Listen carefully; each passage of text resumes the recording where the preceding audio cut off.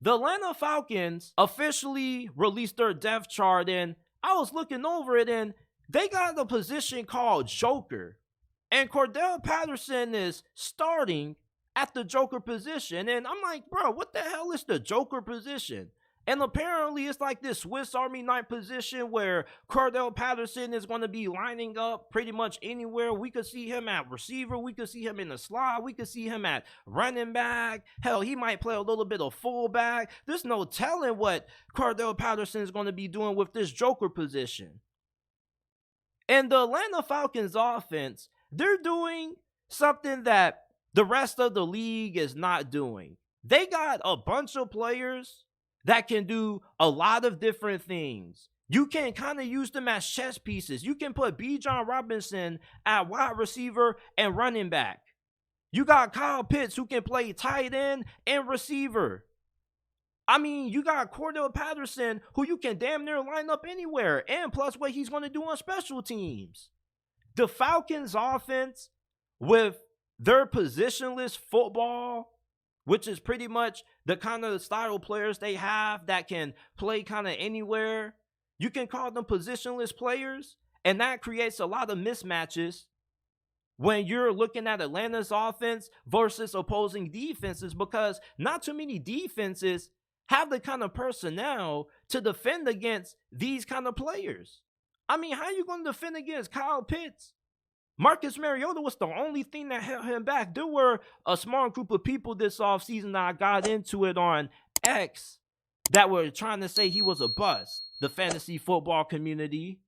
But when Kyle Pitts actually has a competent quarterback that can throw him the damn football, he's a monster. He had the greatest rookie season ever for any tight end in NFL history.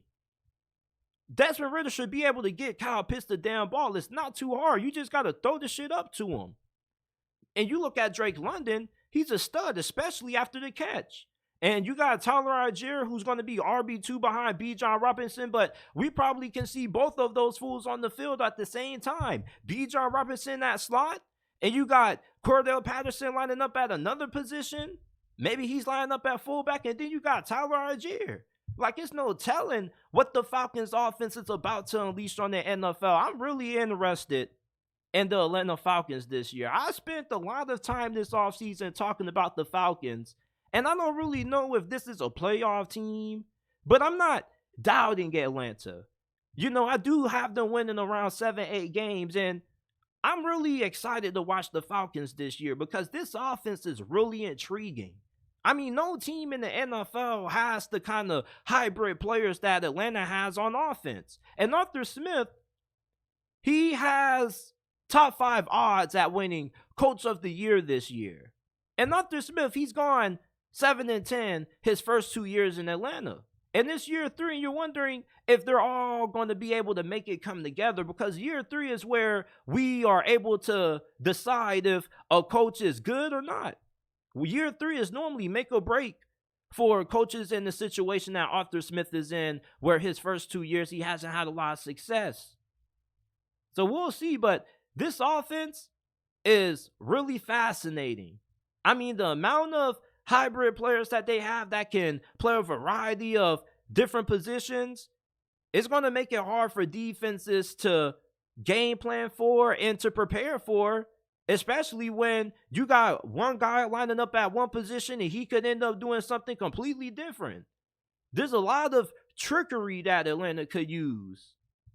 So I'm really excited to watch Atlanta's offense this year. You know, we got questions about Desmond Ridder, but with what they have offensively and what Arthur Smith and this coaching staff keep talking about, like Arthur Smith, anytime you listen to him talk X's and O's, like he sounds like a mad scientist. This dude just loves talking about football, and he just has this calm, cold demeanor. Like, I was watching him in the Netflix quarterback documentary when they were interviewing him. Like, he just has this calm, cool demeanor. But he kind of sounds like a rocket scientist when he talks about football in a sense. So him and this offensive coaching staff, I don't know about Atlanta's defense, but this offense sounds like they're about to be doing a lot of crazy things this year. And I wouldn't be surprised if Atlanta ends up winning this division. I think the two teams that have the best shot at winning the South this year are the Panthers and the Falcons. And the reason why is because I kind of like Arthur Smith.